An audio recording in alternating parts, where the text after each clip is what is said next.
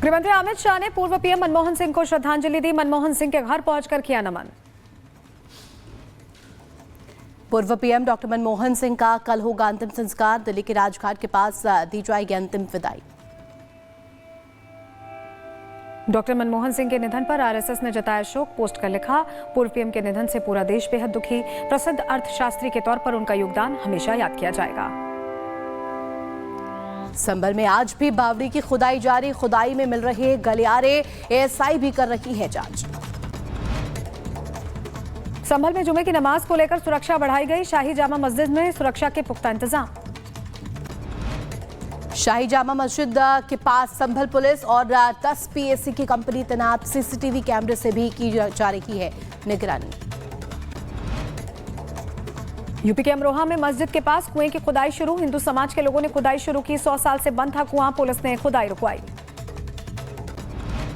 अन्ना university rape case को लेकर के बीजेपी का जोरदार प्रदर्शन। आज से 48 दिन का उपवास करेंगे तमिलनाडु बीजेपी अध्यक्ष अन्नामलाई। कहा, जब तक डीएमके सरकार नहीं हटेगी तब तक नहीं पहनूंगा चप्पल। हिमाचल के शिमला में भारी बर्फबारी। स्नोफॉल देखने के लिए बड़ी संख्या में पहुंच रहे पर्यटक। व्यवसायियों में खुशी। महोबा में पुलिस ने मुठभेड़ में शातिर बदमाश को किया गिरफ्तार। खुद को पुलिस से बचाने के लिए फायरिंग की थी। जवाबी कार्रवाई में बदमाश के पैर में गोली लगी। हापुड़ में पुलिस और बदमाश के बीच मुठभेड़ हो गई। पैर में गोली लगने से चेन स्नैचर घायल हो गया। अस्पताल में कराया गया भर्ती। लखीमपुर के युवक की पंजाब में हुई संदिग्ध तरीके से मौत। चचेरे भाई के साथ मजदूरी करने गया था युवक। मालिक के दरवाजे पर पड़ा मिला शव। हरियाणा के यमुनानगर में हुए गोलीकांड मामले में पुलिस को मिली सफलता। हत्याकांड को अंजाम देने वाले आरोपी को गिरफ्तार किया गया। आरोपी अरबाज खान और सचिन हांडा अरेस्ट। दिल्ली में सर्दी का डबल अटैक। ठंडी हवाओं के साथ हुई बारिश। तापमान में गिरावट दर्ज की गई। बढ़ी ठंड। राजस्थान के कोटपुतली में 5 दिन से बोरवेल में फंसी है मासूम। रेस्क्यू टीम अब तक नहीं मिली है सफलता। सभी प्लान फेल बताए जा रहे हैं। सुरंग खोदने की तैयारी। अलीगढ़ में कुंभ को लेकर के बसों को किया जा रहा है पेंट। अलीगढ़ परिवहन विभाग ने भगवा रंग में रंगी बसें। महाकुंभ में श्रद्धालुओं के लिए चलेंगी 5000 स्पेशल बसेस। 500 से ज्यादा इलेक्ट्रिक बसों की भी व्यवस्था। 3 अस्थायी बस अड्डे भी बनाए गए। झांसी रेलवे स्टेशन पर मालगाड़ी हुई डिरेल। मालगाड़ी यार्ड में जा रही थी। मालगाड़ी के डिरेल होने से कई ट्रेनें भी प्रभावित हुई। झांसी में रेलवे अंडरब्रिज के पास नगर निगम ने चलाया बुलडोजर। अतिक्रमण को किया जमींदोज। बलिया में दबंगों ने की महिला की जमकर पिटाई। पिटाई के बाद महिला हुई गंभीर रूप से घायल। बुलंदशहर में बेटे ने जमीन के लिए अपने पिता की हत्या कर दी। पुलिस ने कत्ल में किया हथियार का बरामद किया। एटा में आपसी कहासुनी के दौरान 2 पक्षों में जमकर हुई मारपीट। दबंगों ने ई-रिक्शा चालक को जमकर पीटा। हरियाणा के पलवल में अदानी गैस पाइपलाइन ने लीकेज की खबर। जमीन की खुदाई के दौरान गैस लीक हुई। शामली में ओवरलोड डंपर की टक्कर से 2 की मौत। सड़क सवार युवक और 1 महीने के बच्चे की मौत हुई है। हादसे में महिला गंभीर रूप से घायल हुई। रायबरेली में तेज रफ्तार ट्रैक्टर ट्रॉली अनियंत्रित होकर पलटी। ट्रैक्टर ट्रॉली स्कूल बस के ऊपर पलटी। हिमाचल के चंबा में कूड़ा प्लांट में लगी भीषण आग। नगर पालिका के बनाए कूड़ा प्लांट में रखी मशीनें भी जलकर हुई खाक। मध्य प्रदेश के दमोह छतरपुर हाईवे पर ऑटो और बाइक की टक्कर। हादसे में 2 युवकों की मौके पर ही मौत।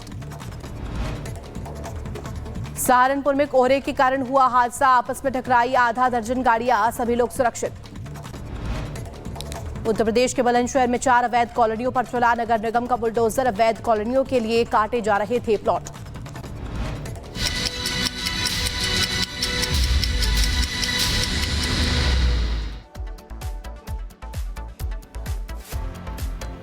और चलिए खबरों में आगे बढ़ेंगे और बात करेंगे अब संभल की, जहां लगातार सनातन के सबूत निकलकर सामने आ रहे हैं और आज शुक्रवार होने के चलते सुरक्षा पुख्ता रखी गई है।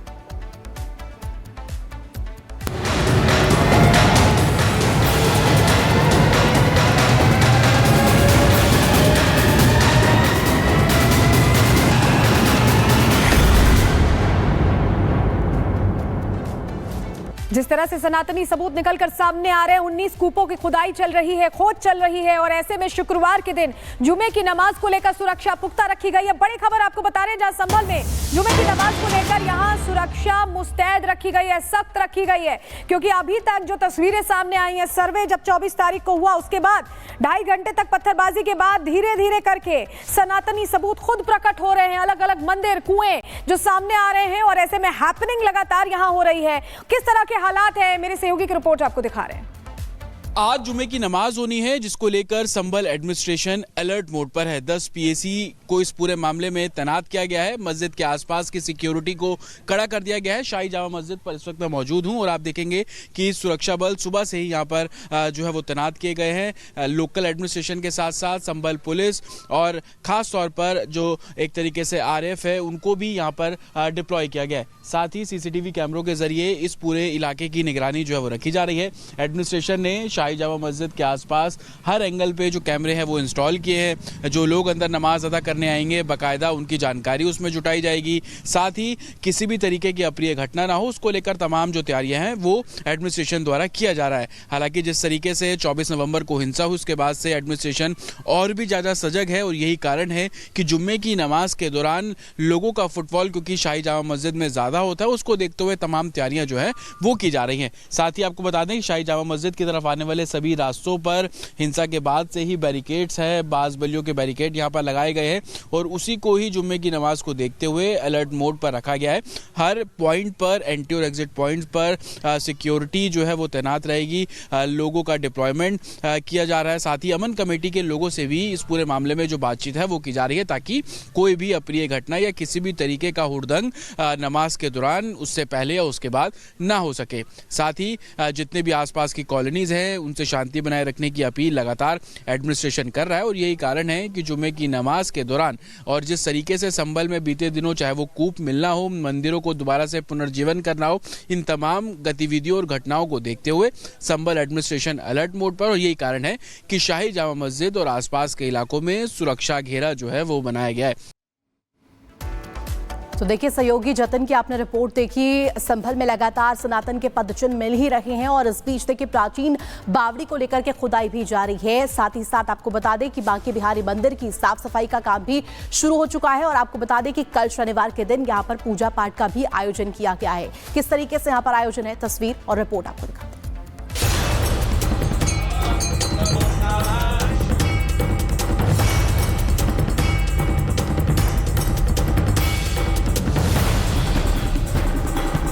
ये ऐसे ही ढूंढते रहेंगे, खोदते खोदते एक दिन अपनी सरकार को भी खोद देंगे।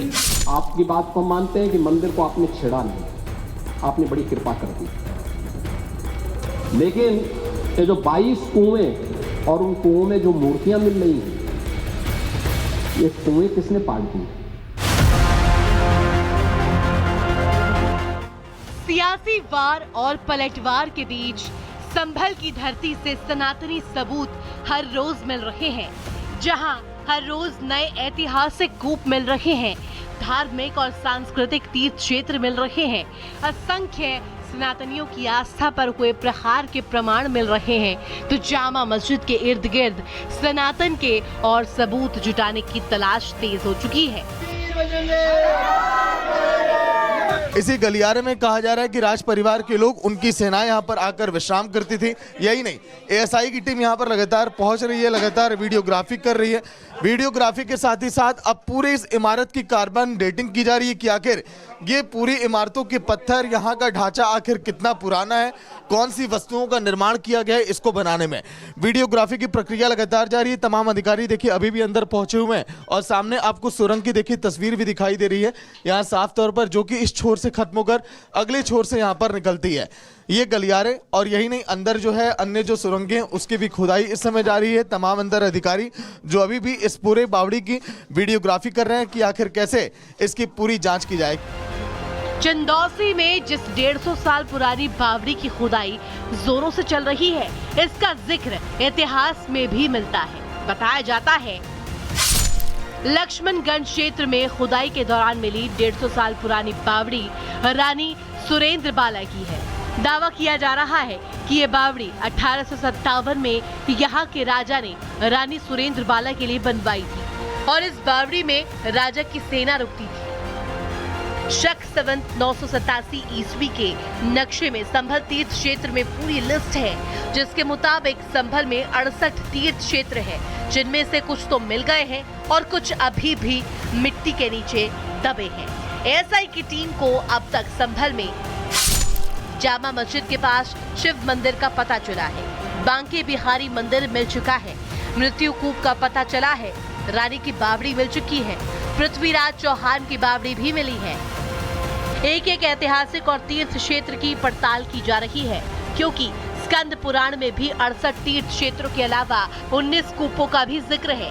ये कूप हरि मंदिर, कल्की मंदिर और हवन कुंड के आसपास है।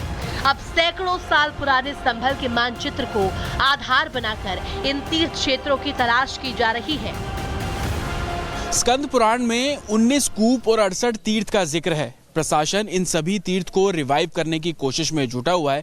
साथ ही 19 कूपों की पहचान कर उसकी खुदाई कर और उन कूपों को पुनर्जीवन देने का जो काम है वो एडमिनिस्ट्रेशन द्वारा किया जा रहा है। लेकिन इस अभियान के बीच में तमाम वो पुराने प्राचीन मंदिर भी अब संभल में सामने आ रहे हैं, जिनके कपाट कई दशकों से बंद थे, जिसमें से एक जिसको शिव मंदिर बोला जा रहा है, कार्तिकेश्वर महादेव मंदिर बोला जा रहा है, जो कि 46 साल बाद उसके कपाट प्रशासन द्वारा खुलवाए गए।